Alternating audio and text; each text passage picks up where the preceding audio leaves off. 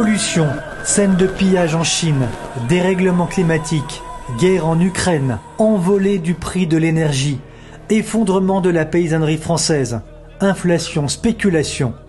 Depuis quelques semaines, il est question de pénuries alimentaires à venir. Qu'en est-il réellement? A-t-on des raisons de s'inquiéter? S'il y a des crises à venir, alors quelles en sont les raisons profondes? Certains observateurs annoncent, vous allez le voir, une catastrophe humanitaire sans précédent, pas seulement à l'autre bout du monde ou en Afrique, mais en Europe. Pour tenter de comprendre ce qui se passe, nous avons interrogé agriculteurs, analystes, économistes, mais aussi patrons de grandes surfaces. Bienvenue dans ce documentaire.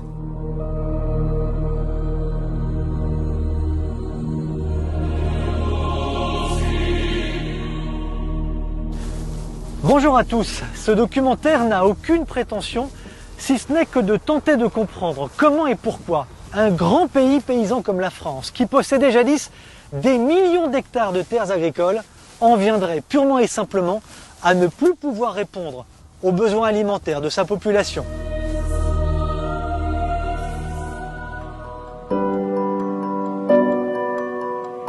Les chiffres, les masques, les statistiques sont toujours présents dans le quotidien des Français. Mais, momentanément, peut-être, le Covid-19 a laissé la une à un autre genre d'actualité, à un autre type de crise, la crise alimentaire. Elle est, selon certains, inévitable. Klaus Schwab, l'emblématique patron du Forum économique de Davos, en a parlé récemment et un chef d'État lui a fait écho. Nous sommes en train de rentrer dans une crise alimentaire sans précédent. Parce que d'autres pays, Proche et Moyen-Orient, Afrique, sont eux très dépendants pour nourrir leur population de ce qui est aujourd'hui produit en Ukraine et Russie. Cette situation va créer une crise alimentaire, des situations humanitaires gravissimes dans plusieurs pays et à coup sûr des conséquences politiques massives dans plusieurs des pays que j'évoquais. Est-on en train de préparer la population à ce qui, sans aucun doute, pourrait profiter à certains comme les spéculateurs de tout poil ou autres sympathisants du Big Reset? Ou bien est-ce une façon pour les dirigeants politiques d'annoncer d'ores et déjà qu'ils sont incapables d'enrayer une crise planétaire qui s'annonce, de fait, incontrôlable? Avant de répondre à cette question, il faut commencer par le début. Existe-t-il des raisons qui tendent à penser, oui ou non, qu'il y a un risque de grave pénurie alimentaire d'ici quelques mois? Eh bien, la réponse est oui.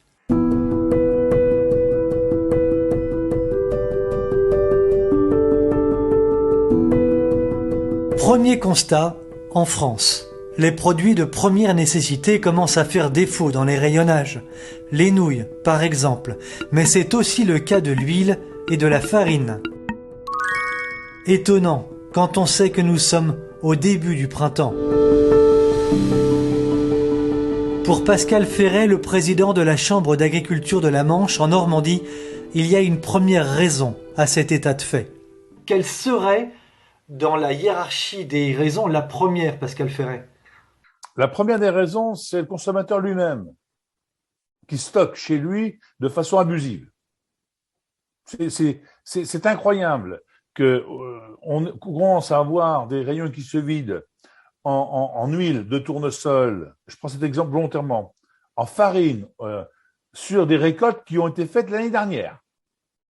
Et que les produits transformés, l'huile de tournesol provenant d'Ukraine, elle est dans des bidons, alors certes pour une partie encore en Ukraine, mais chez des stockeurs chez nous.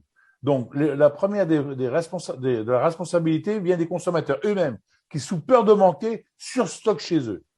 Enfin, moi je vois des caddies aujourd'hui, des personnes âgées, un couple de personnes, 2 personnes repartir avec de l'huile. Alors, ils font la feste-noz tous les jours, certainement, mais il y a quand même un vrai sujet. Au risque de surprendre ou d'agacer certains, Pascal Ferret dit vrai. Les crises à venir et donc la peur du lendemain sont les premières raisons. Mais en avançant dans nos recherches, nous allons voir qu'il existe non pas une, mais une multitude de raisons qui, ajoutées les unes aux autres et provoquées ou non, conduisent à cette situation de début de pénurie dans les grandes surfaces.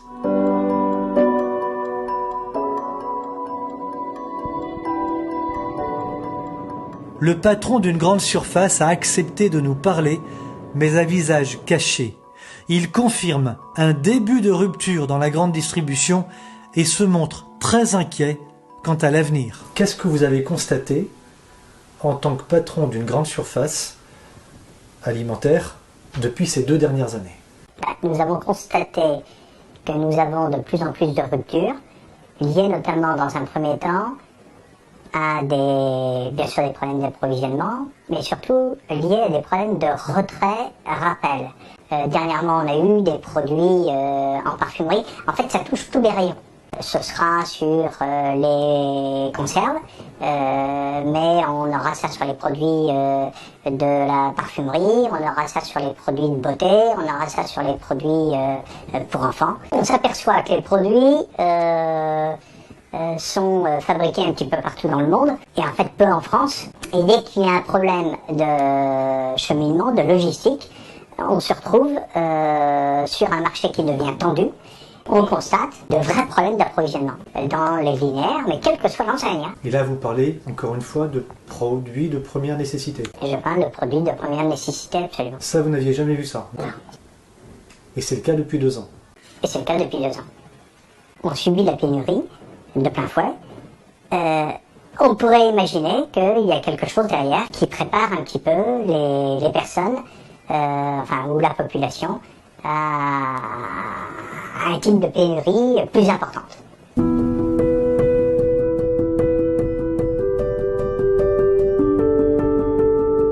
La crise sanitaire dans le monde n'est pas la seule responsable.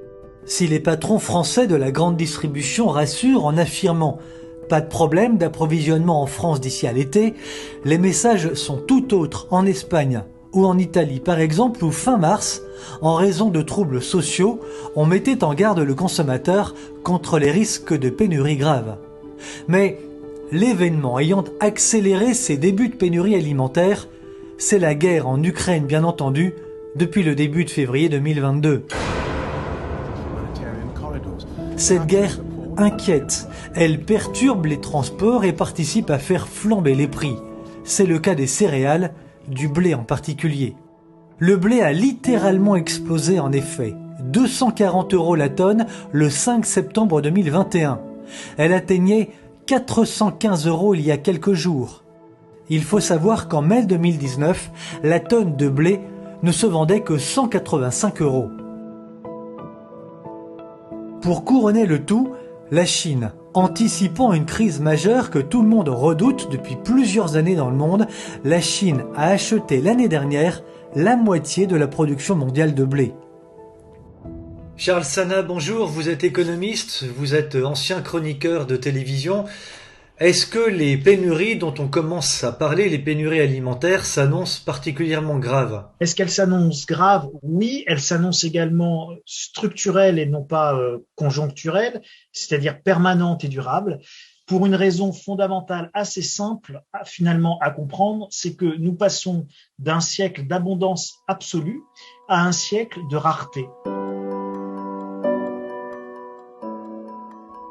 Nous avons oublié que dans un monde de rareté, l'ajustement se fait par le prix, ce qui veut dire de manière simple et intelligible, et si on ne sort pas son discours d'économiste, un ajustement qui se fait par le prix, ça veut dire que vous avez de l'inflation. Et donc, forcément, c'est celui qui paye qui peut avoir. Et donc, vous avez des prix qui montent. Et celui qui ne paye pas, il n'a pas. Vous avez eu exactement le même phénomène, souvenez-vous, mars 2020, fabrication de masques en Chine, pandémie mondiale, il n'y avait pas de masques, et à chaque fois que la France réservait un avion cargo rempli de masques pour faire livrer en France, sur le tarmac, nous on les payait 10 centimes, et puis sur le tarmac, il y avait un riche américain qui arrivait et qui disait « moi c'est 80 centimes le masque », et au moment du décollage de l'avion, plutôt que d'aller faire un Pékin-Paris, eh ben, il faisait un Pékin-La Floride, et puis les masques qui étaient en pénurie étaient vendus au plus offrant. Donc, l'ajustement, quand les choses manquent, se fait toujours par le prix. Et donc, c'est cette hausse de prix qui permet deux choses. De faire la répartition entre ceux qui peuvent payer, ceux qui peuvent pas payer. Donc, évidemment, l'inflation est injuste. Alors, vous pouvez me dire tout ce que vous voulez sur le social, le machin, le truc, etc. quand il n'y en a plus assez pour tout le monde, de toute manière, c'est celui qui a le plus d'argent qui l'emportera. Et si c'est pas celui qui a le plus d'argent, c'est celui qui aura les plus gros biscottos ou les plus grosses armes ou qui fera le plus peur, donc ce sera le plus fort. Aujourd'hui, le vrai sujet, c'est le conflit ukrainien, la reprise brutale de la croissance liée au Covid et du manque d'imprévision, par contre, de nos pouvoirs et de puissance politique. Je prends toujours des exemples. La réforme de la PAC, décidée et votée il y a quelques jours, quelques semaines au Parlement européen, tenez, restez bien assis, ont décidé en toute conscience que ce qui nous imposait en contrainte environnementale, réduction, baisse drastique de l'utilisation d'intrants, quel qu'il soit, on ne parle pas que des phytosanitaires, entraînerait une baisse de la production de 15 à 20%. Au niveau de l'Europe, l'Europe des 27. Et en disant, c'est pas grave, nous irons faire nos courses à l'extérieur, en Ukraine, en Russie, pour amener le blé. Ah oui, il y a, je crois, une erreur de casting.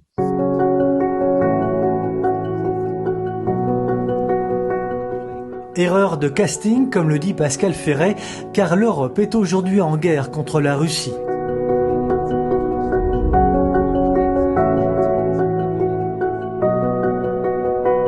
Comment le Parlement européen a-t-il pu prendre une telle décision? Car il était couru d'avance qu'il y aurait forcément à plus ou moins long terme des conséquences directes sur les filières d'approvisionnement. Ce n'est pas tout. La production de cultures est conditionnée par l'engrais. Or, la Russie est le premier producteur d'engrais au monde. Jacques Delacroix est analyste économique et financier. À elle seule, la Russie et l'Ukraine représentent aujourd'hui 30% des exportations mondiales de blé.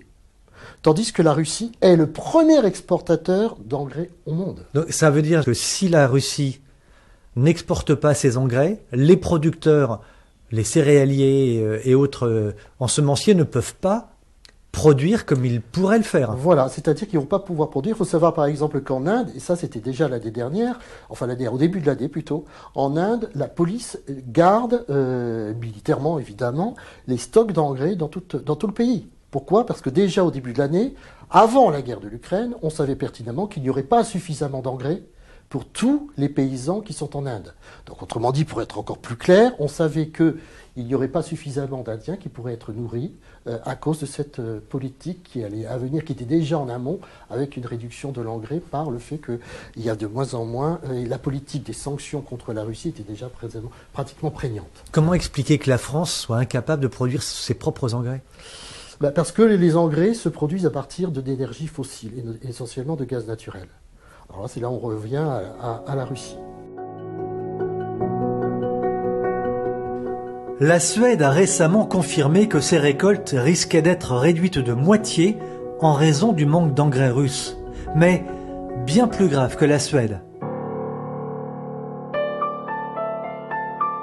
On nous a fourni ce rapport des Nations Unies. Il date du 16 mars 2022. Que dit-il ? Dans ce rapport, on découvre avec stupeur que l'Afrique va être la première victime des sanctions américaines et européennes contre la Russie. Afrique du Sud, Mozambique, Sénégal, Namibie, Congo, Tunisie. Ces pays africains dépendent de plus de 30 à 100% du blé russe et ukrainien. Question. En agissant sans attendre et de toutes parts contre la Russie, l'Europe, poussée par l'Amérique, a-t-elle réellement mesuré les conséquences humanitaires, sociales, politiques et financières désastreuses que les sanctions pourraient avoir contre le continent africain? Mais pas seulement d'ailleurs contre l'Afrique, contre l'Asie également. Récemment, on sait que des pillages ont eu lieu au Sri Lanka. L'Europe a-t-elle mesuré les conséquences des sanctions sur des centaines de millions d'individus? Il semble inimaginable que les politiques aux manettes n'y aient pas pensé. Cette très grave question mérite d'être soulevée car si l'on parle beaucoup actuellement, à juste titre, du sort des Ukrainiens, bien peu de voix s'élèvent en revanche pour évoquer les conséquences à venir catastrophiques des sanctions imposées contre la Russie sur l'ensemble de l'Afrique et de l'Asie. 6 milliards d'habitants. Nous ne sommes plus du tout dans la même échelle. Et que dire des conséquences qui risquent d'être effroyables sur le continent européen en termes de déplacement de population.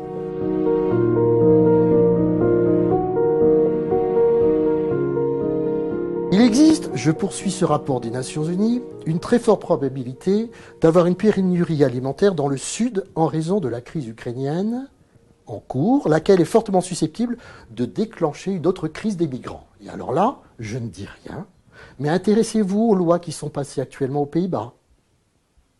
Vous vous souviendrez également qu'il y a quelques années, le gouvernement français de l'époque avait demandé au maire de France de voir ici ou là quels étaient les Français qui avaient des résidences secondaires qui n'étaient pas occupées.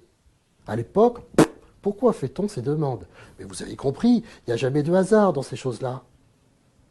Donc maintenant, les Pays-Bas s'intéressent à cette politique annoncée par les Nations Unies, où il va y avoir des flux migratoires. Je vous rappelle ce beau graphique-là. Eh bien, ça semble assez évident, je pense. Il faut savoir que ces sanctions interviennent dans un contexte, alors ça c'est très important, où des milliards de personnes ne bénéficient que de calories minimum pour survivre avec des prix très bas. Ça c'est aujourd'hui. Des milliards de personnes ne peuvent vivre aujourd'hui au niveau calorique quotidienne avec des prix très bas. Or, nous sommes en train de débattre avec des augmentations de prix très conséquentes qui ont déjà eu lieu. Ils disent que nous serons confrontés à des flux migratoires démentiels si l'Europe n'agit pas rapidement. Et qu'est-ce que fait l'Europe? L'Europe redonne une couche avec M. Macron contre la Russie avec des sanctions. Pour Pascal Ferret, les problèmes ne sont pas à l'échelle de 1 ou 2 ans. Non, ce n'est plus qu'une question de mois. Il parle de novembre. Il n'est d'ailleurs pas le seul, avant que la situation européenne devienne difficile, critique, voire inextricable. Vous avez 4 millions de tonnes de céréales qui tournent en rond autour d'Odessa dans des bateaux qui ne peuvent pas partir à cause du conflit. Vous avez à peu près 15 à 17 millions de tonnes de céréales qui ne sont pas exportables à cause du conflit. Mais ils sont récoltés, ils sont dans les silos à Odessa et dans les grands ports de la mer Noire ou en mer d'Azov. L'huile de tournesol est dans des bidons, des fûts en tournesol, en Ukraine et en Russie. Ça, c'est bon. Sauf que ces pays qui sont en guerre, particulièrement l'Ukraine, et le Donbass, fait qu'ils ne pourront pas produire plus de 20 ou 25% de leur capacité nominale. Mais quand vous les avez produites, faut-il encore pouvoir les transporter? Et que comme l'ensemble des infrastructures en Ukraine ont explosé, dynamité, pour retarder l'avance russe, fait que les ports sont bloqués, mais les routes sont pétées. Donc vous n'avez pas nos moyens. Les lignes de chemin de fer, à quelques exceptions près, sont en grande difficulté. Vous n'avez pas les moyens de transporter les marchandises. Donc effectivement, en novembre-décembre 2022, il est probable que des populations n'auront pas suffisamment de céréales cette fois-ci pour se nourrir. On ne parle pas de protéines carnées, on parle que des céréales pour faire du pain. Vous parlez de l'Europe ou vous parlez de la France? Je ne parle pas de la France, je ne parle pas de l'Europe, je parle de la Méditerranée, je parle de l'Afrique du Nord, je parle de l'Afrique du Sud. Mais n'oubliez pas que quand l'Égypte et l'Algérie ont faim, c'est demain les problèmes en Europe. Ce n'est pas le ruisseau qu'est la Méditerranée qui va arrêter des populations qui sont affamées.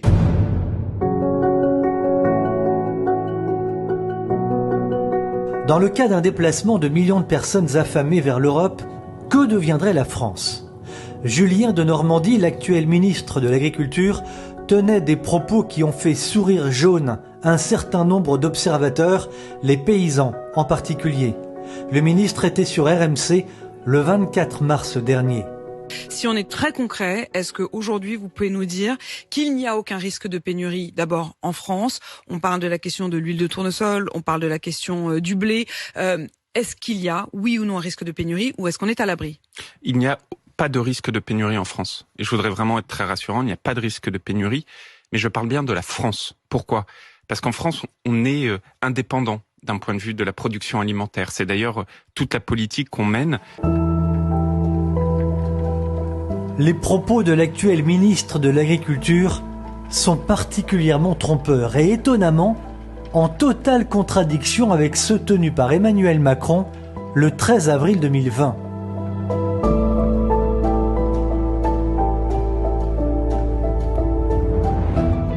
De façon générale et comme à leur habitude, Les hommes politiques cherchent à rassurer la population.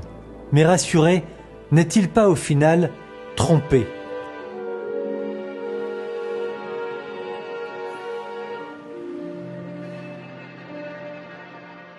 La souveraineté, l'indépendance alimentaire de la France serait vraie si elle n'importait pas. Or, depuis les années 90, non seulement la production intérieure stagne, mais le pays importe de plus en plus afin d'assurer sa propre consommation et dans de nombreux domaines. Un rapport du Sénat le précisait d'ailleurs en 2019.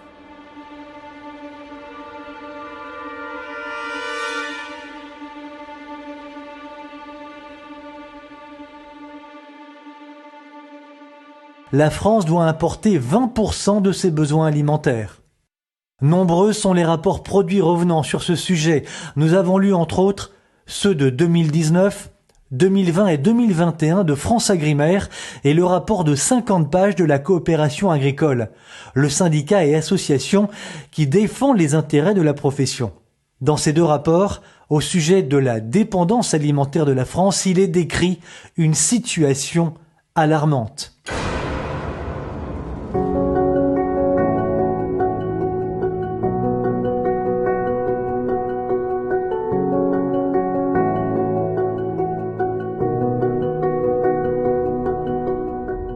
Mais nous reviendrons sur ce point, le pire est à venir. Pourquoi ? Eh bien parce que sur la totalité des agriculteurs encore en activité, on sait déjà que 25% ne seront pas remplacés et leur nombre depuis des années s'effondre.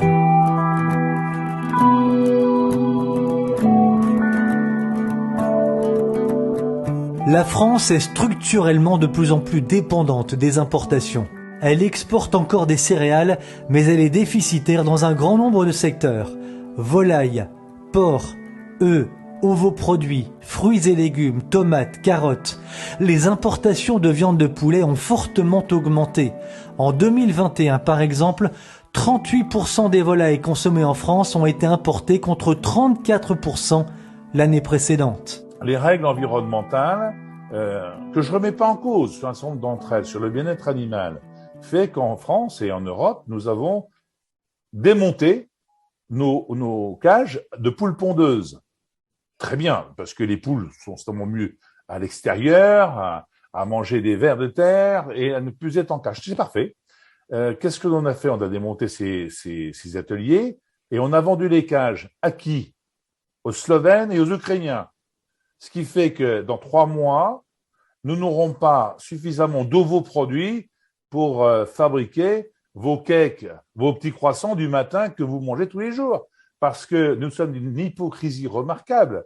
On regarde la facture directe de ce qu'on achète au supermarché, on veut des œufs provenant de poules en plein air, sans OGM, et étiquetés label rouge. Parfait. Mais dans le même temps, vous faites vos courses dans votre super, hyper ou votre supérette et vous achetez sans rechigner des pâtes feuilletées préparées, des viennoiseries dont les matières premières viennent d'Ukraine, dans des cages que nous avons démontées avec des poules industrielles.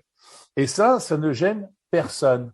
Parce que les Français, les Européens, sont des hypocrites de première main sur leur propre consommation. Pour la filière pêche et aquacole, à peine croyable, quand on sait la richesse de la France sur le plan maritime, on constate là aussi un fort taux de dépendance aux importations.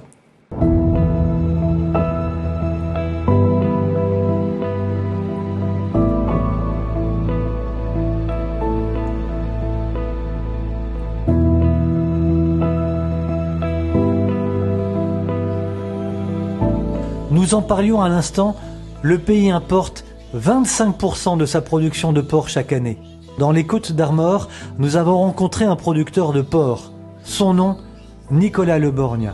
Cet agriculteur a fait beaucoup parler de lui en 2016, lors des dernières révoltes paysannes. On le voit d'ailleurs sur ces images d'archives, en Bretagne. Nicolas, écœuré du sort qui était réservé à sa profession, manifestait une fois de plus comme un grand nombre de ses confrères. Il est encore producteur, malheureusement, plus pour longtemps. En septembre, sa production s'arrête. Il est en liquidation. Alors qu'on ne lui parle surtout pas de dépendance alimentaire. Toutes les productions agricoles, que ce soit volaille, porc, est en train de tomber. J'en suis le premier visé là-dessus, mais donc sa souveraineté alimentaire, on ne l'aura plus aujourd'hui en France. Ni aujourd'hui, ni demain. On l'a complètement perdu puisqu'on exporte au moins 25 à 30% de la production porcine. Donc, et encore, on est en train de tomber les uns après les autres. Il y a au moins 40% qui vont après disparaître dans les 6 mois qui viennent. 40% de producteurs de porc. Ah, de producteurs de porc, c'est ce qui est dit, quoi. On peut pas durer comme ça infiniment avec des prix d'aliments aussi chers que ça et un prix du porc payé aura des pâquerettes, quoi. Nous, on le voit quand même quotidiennement. On voit dans les grandes surfaces qu'aujourd'hui on importe énormément de viande. Le VPF, le manger français, non, faut arrêter de raconter des bêtises. C'est pas possible. On n'est plus autonome. On a perdu toute l'autonomie qu'on avait il y a sans doute 15-20 ans. L'autonomie alimentaire n'existe plus. Ah non, bah non. On est beaucoup à l'import aujourd'hui. On exporte aussi, mais on est beaucoup à l'import pour la viande, je parle. Comment est-ce qu'on en est arrivé là, à votre avis? Pour moi, c'est une volonté politique. C'est pour ça qu'ils mentent. Pour moi, c'est une volonté politique aujourd'hui de dégraisser le monde agricole. Alors, ils le font d'un point de vue environnemental, ils le font après d'un point de vue de prix. Mais aujourd'hui, on remarque quand même qu'il y a, on n'est plus que, je crois, c'est 250 000 agriculteurs aujourd'hui en France. Hein. Quand on était après-guerre, plus de c'est énorme, plusieurs millions. Donc c'est quand même bien une volonté. Alors ils nous font soit disparaître sur le point de vue environnemental, donc de plus en plus de normes environnementales, phytosanitaires, de tout, au bien-être animal. Donc ils suppriment petit à petit le monde paysan. Donc c'est une volonté politique pour moi. Des règles environnementales, fort bien. Mais en effet, en les matraquant de règles de toutes parts, soumis à des concurrences étrangères très dures, prises en étau par la grande distribution, le système a écrasé les paysans français et fait imploser des productions qui non seulement faisaient la richesse du pays, mais assuraient à la population une totale indépendance alimentaire, ce qui n'est plus le cas. Le mondialisme à tout va, véritable miroir aux alouettes, est passé par là.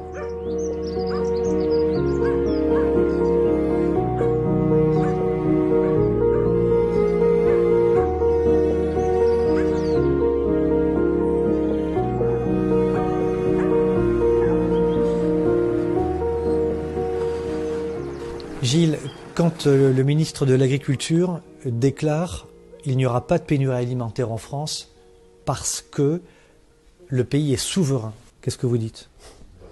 Juste que le ministre de l'Agriculture devrait se déplacer un petit peu dans les campagnes et voir quelques industriels pour savoir que nous sommes en déficit total dans quasiment tout, que ce soit viande bovine, viande ovine on était déjà, porc.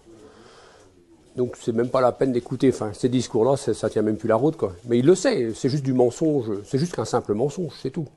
Mais c'est du mensonge calculé, il le sait très bien. Il sait très bien, il a qu'à aller voir son copain Bigard qui va lui expliquer que ses abattoirs sont en train de tourner au ralenti.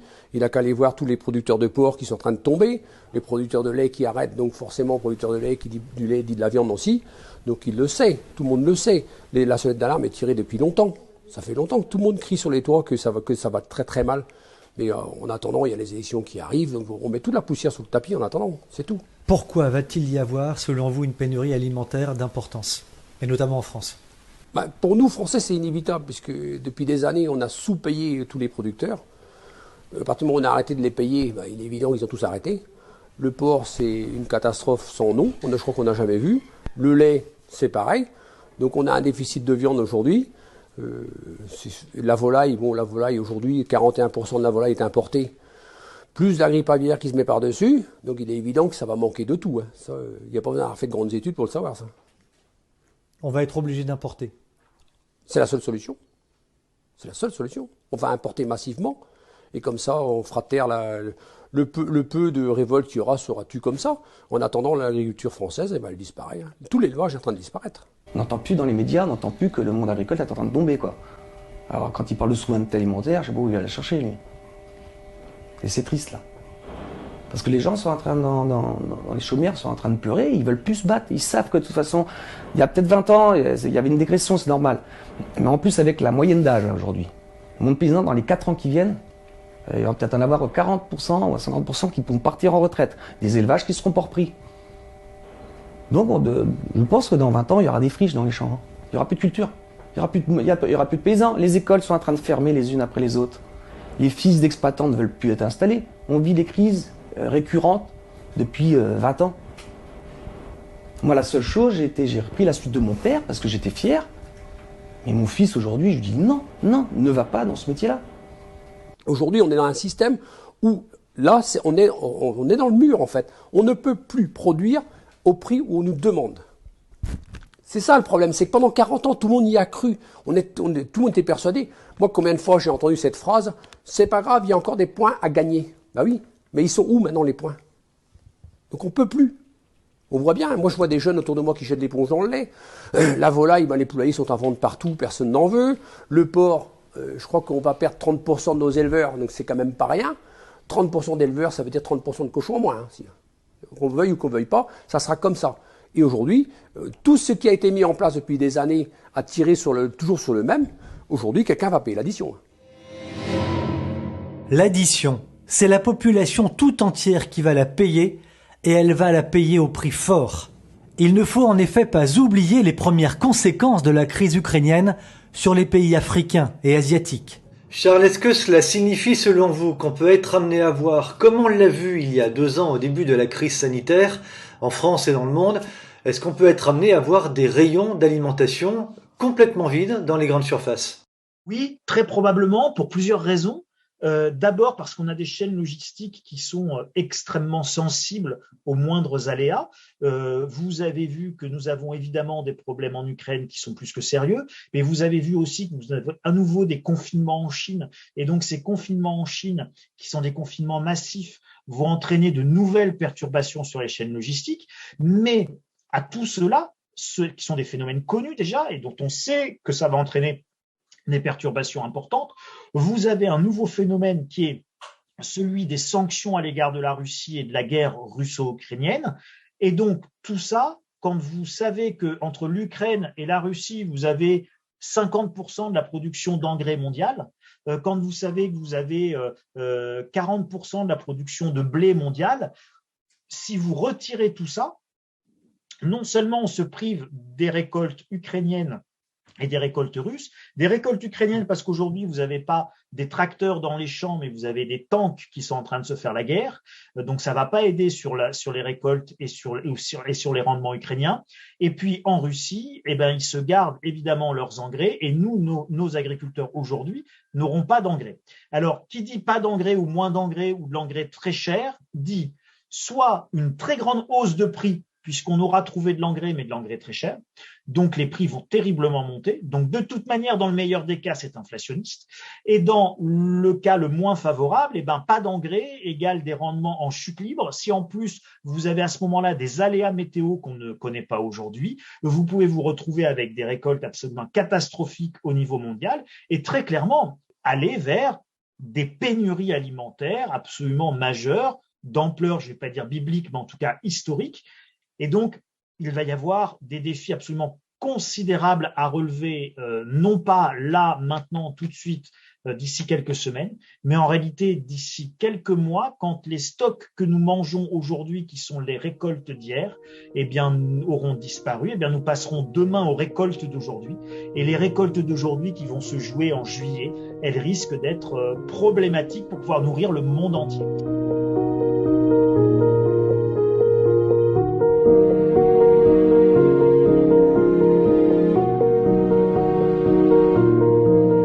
Il est bon de rappeler ces chiffres, car la dépendance alimentaire française est directement liée au drame silencieux des campagnes, drame ignoré des politiques, ignoré car depuis 50 ans, les gouvernements de droite comme de gauche ont participé à ce massacre. Il existait en France 2 300 000 exploitations agricoles en 1955 et il n'y en a plus que 389 000. Le pays perd 2% de chefs d'exploitation chaque année et le pire est à venir, car en effet, qui va reprendre les fermes? Un quart des exploitants ont 60 ans et plus. À l'heure où l'on vend un mondialisme débridé, à l'heure où les crises sanitaires se répètent et où l'on travaille derrière un ordinateur, le métier de paysan ne fait plus rêver. Dernière chose, l'urbanisation massive.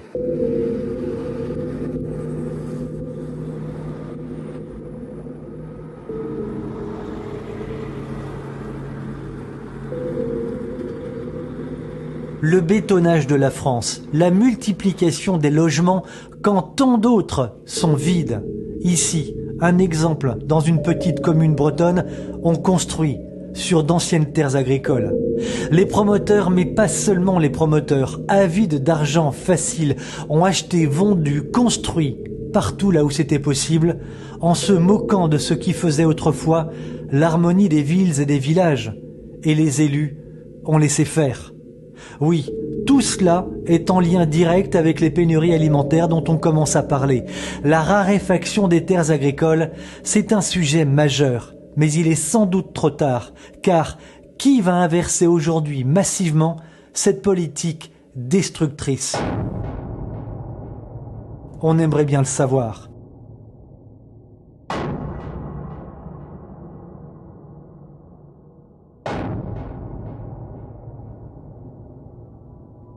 Tous les ans, la terre agricole française régresse sous les voies de cette urbanisation galopante et sous l'effet conjugué de la sécheresse, de la salinité de nos sols et de l'eau.